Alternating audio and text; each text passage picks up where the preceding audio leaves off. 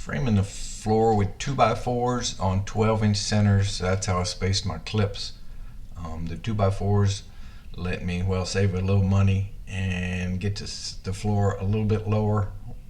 And putting them on 12-inch centers lets me use 5/8 plywood instead of 3/4-inch plywood. So just a couple of savings there, and no sacrifice in strength, because 2x4s on 12-inch centers can easily span a little bit of span I have. Okay, this morning I bought 23 2x4x8s. I bought pine because they're a little bit stronger and they're a little cheaper, although they are a little heavier. I won't use pine in the walls. I figured out a length I was happy with. It's a few inches shorter than 8'6" wide, because I still got to put a band, and then I got to build a wall, and I got to put sheeting on the wall, and I got to put windows with some sort of window trim and some sort of siding. So I wanted to make sure I wasn't gonna cheat myself or have trouble meeting the 8'6" minimum in case this ever gets inspected, which I doubt it. And I've got the front one and the back one bolted where I want them. I got a string pulled, and the string is not touching the board, so every time I set a board up, there needs to be a little crack. If you put the string touching, it is really hard not to gradually bump it out, and before you know it, you're 3/8 of an inch out. So none of these ends should touch the string.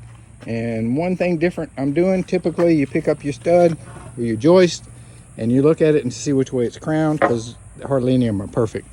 And typically you put the crown up so it'll settle down flat, but I'm putting the crown down, and I'm doing that because this is a cantilever. The weight of the wall is going to be over here. The weight of the ceiling, the weight of the rafters, all the weight of the structure is going to be on the outside of the frame, pushing down, and it's going to want to make the middle come up. So I figured if it was already going down, it would only get worse. But if I put them belly down, this will be poking up a little bit, and it should settle more flat. Probably doesn't make a hill of beans worth of difference, but that's what we're going to do. So now I'm going to stand 3 or 4 of them up at a time, clamp them, drill them, bolt them. This is the easy part. And the kids ran off with the little camera, so I won't be able to do any live action. It's okay. I'm not much of an actor. Okay, we have joists. We have a beautiful day here, and we have joists, and they're all bolted down.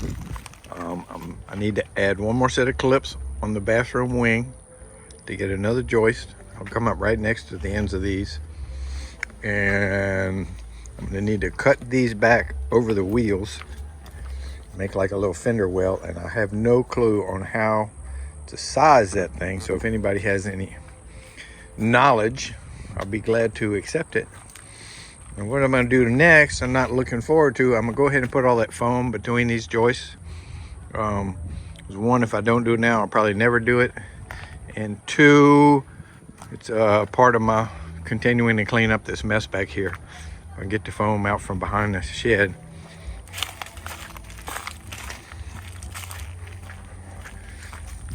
Finish cutting up all this foam.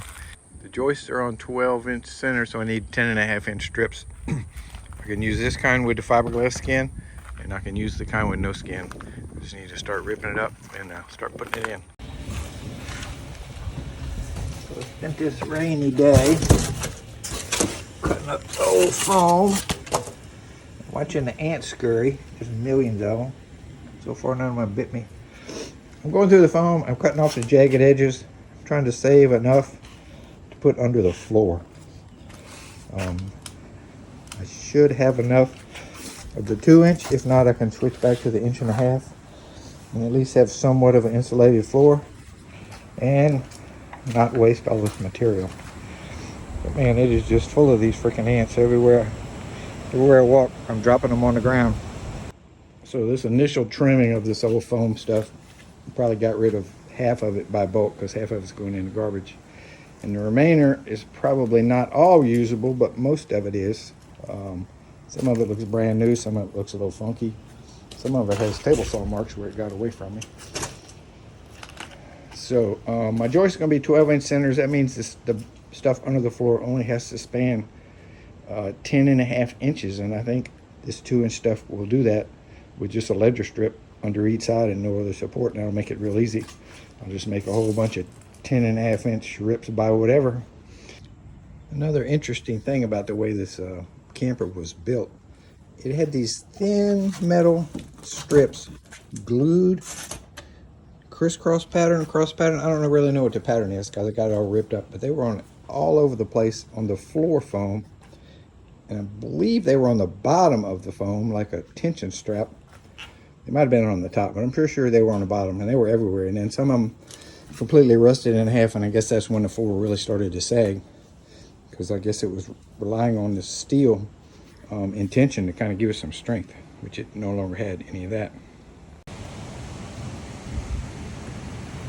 These little ants or something, they were everywhere, and they picked up all their little eggs or their larvae or whatever they are, and they carried them and put them all underneath the garbage can. And then I didn't see any more ants, and then I moved the garbage can, and there they were. Now they're all spread out again. I feel kind of bad for them. They weren't hurting anything, but I guess they're gonna, I don't know what they do. We mess up their nest. So I did a little research on these carpenter ants. They do not eat wood, but they do burrow in wood to make their little colonies. But they prefer wet rotting wood. They eat other bugs. They eat the sweets that other bugs leave around. We have them all in the yard. If you like digging the garden, you'll find them, because that's where they live. They live in rotten, wet, moist material, so they're not going to survive in the camper. It's going to be dry. There's going to be no food or anything else for them to live on. And we get our home treated quarterly. So don't worry out about the ants. There should not be a problem. So once the bulk of the broken edges were removed and stuff kind of cleaned up, pretty easy to run them through the saw into mostly 10.5-inch rips. There's a couple of variations for some reason. Then using the crosscuts guide, these rips, I squared up the ends on the ones that didn't have square ends. And then the pieces that are left that are not 10.5-inch wide, again, I squared up the ends, and I used a stop block set at 10.5 inches from the blade and cut them into little chunks, and I was able to use all of those. You definitely want to use a stop block. You don't want to use the fence to crosscut, because for some reason, they really like to get turned sideways and get in a bind on the blade and get thrown at you. Luckily, they don't weigh anything, so as long as you keep your fingers in smart locations, no harm, no foul. But very little waste at this point. Started to foam. Foam is easy. The little strips are kind of a pain because you got to crawl around between joist, and shoot a little strip down both sides. And so far I've had these strips from sticker and wood, but I'm gonna have to rip some before I'm finished. And then I rip all the foam 10.5, because that's what the spacing is, except for down in the end it was a little different. And just shove the foam in there. It's pretty actually, I can get up there and walk on it. I wouldn't step like right in the middle, but just having your foot here feels good rather than walking with nothing under you. So foam's kind of rough, but keep in mind, if it wasn't for this foam, one, I'd probably have nothing, and two, if I didn't put the foam here, I got to get rid of it all. So I might as well use it under the floor as long as it lasts. I don't know if I'm gonna have enough for all of it, but we're gonna use it. So several times I've referred to the foam as 2 inch. It's just a mistake. It's not. It's 1.5 inches. I don't know why I kept saying 2. So I made a little gauge block where I could measure down from the top of the joist 1.5 inches, and to keep the strips at the right elevation. I also had a couple little pieces of 2x4s, which are 1.5 inches, and I just worked my way down and used every little strip I had.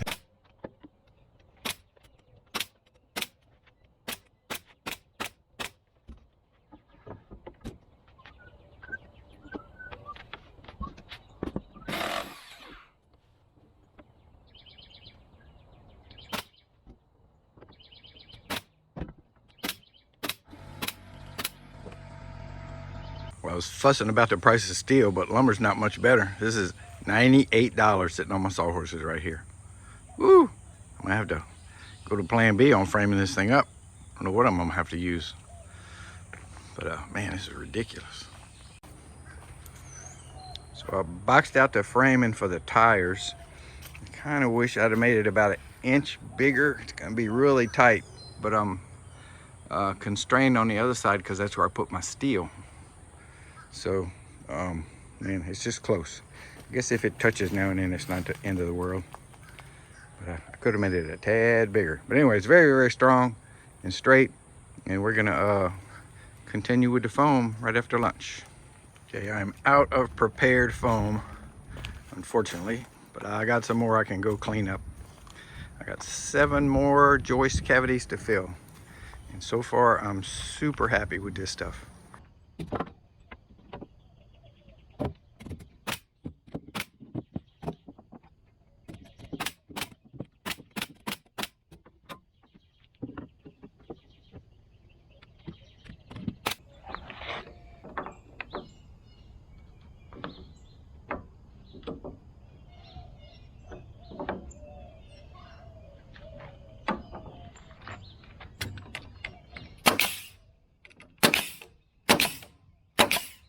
Last one.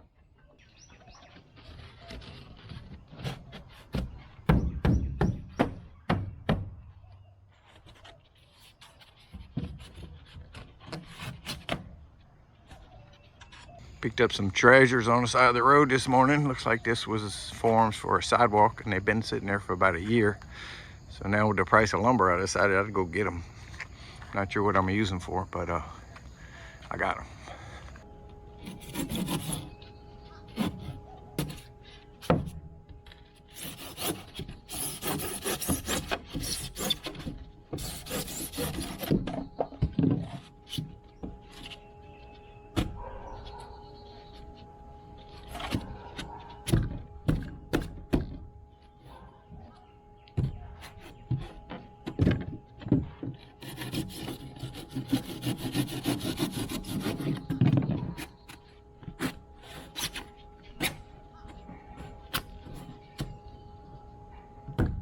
Just set the last piece of foam on the main part of the mini house trailer camp thing, and that felt good.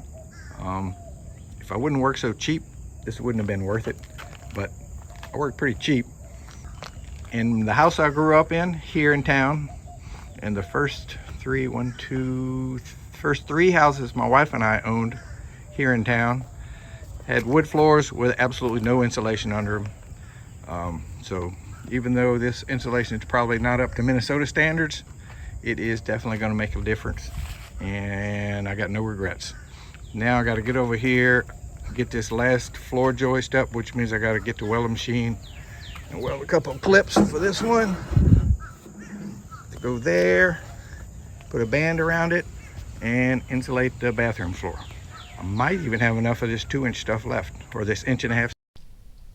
We have here in Baton Rouge what they call a restore, which is a place where builders donate used materials or misordered materials. And I went there and had stacks of this 5/8 plywood, and it was really crummy stuff. I had to shift through probably 25 sheets to find 6 good ones, but I got my 6 good sheets here. And it's rated CDX, which means it has a crappy side, a worser side, and the X is for exterior glue. But I don't trust this stuff. We're gonna coat it with paint, and hopefully it'll last together until I get a roof on this thing, which may be several rainfalls from now. So I got my sheets with a coat of paint on the bottom, painting the bottoms and the tops, because past history with this stuff, it delaminates kind of easy, and it's probably going to be in several rains before I get the roof make this thing watertight. And actually it's supposed to rain tomorrow, so maybe in a little while I can flip them over and just go ahead and paint the tops, or I can flip them over and start nailing them and then painting the tops. Either one, but they'll get a good coat of paint all the way around. Try to make them last a little longer in the weather.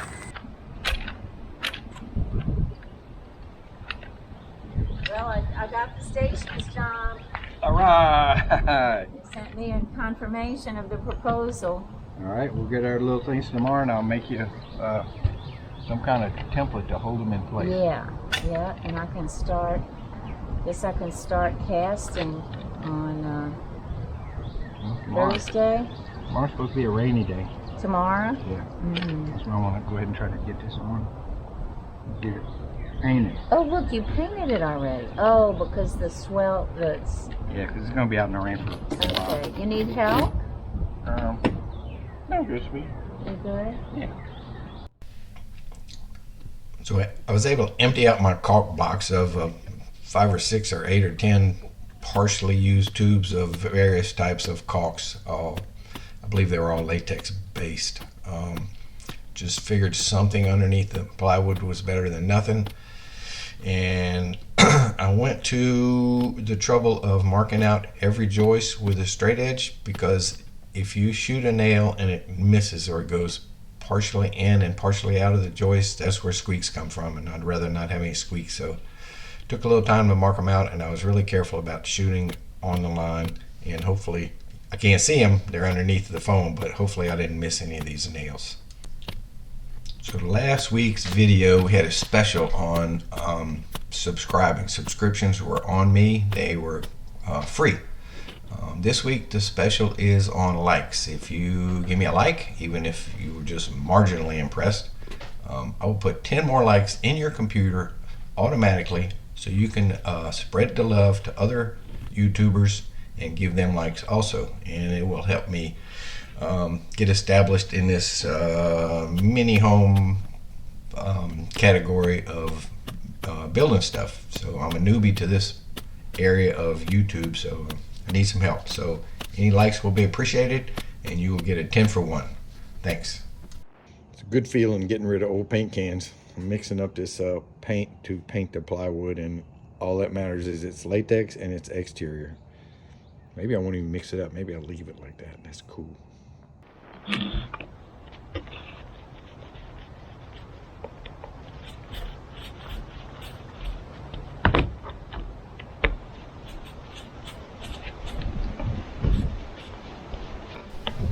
For this first rain, which is coming tomorrow, I could have covered the deck with a tarp, but once I start standing up walls, the tarp no longer is an option. So we're just painting it with a heavy layer of paint and crossing our fingers and hope this plywood will hold up well enough so that I can put some sort of flooring over it once we get the mini house camper thing further along and get it all weather tight. The deck is finished. I did kind of piece together the last little corner, but I think it's going to be under the shower, so we won't tell anybody. And out of the 6 sheets I purchased, this is what's left, so pretty hard to beat that. So the deck is done, walls come next. Next week's video, standing up walls, or how many framing rules can I break in a 25-minute video? Or how hard can I make it on myself trying to reuse stuff that I have that is not really framing lumber? So it'll be your choice according to what you want to call it. But anyway, signing off now. Thanks for watching.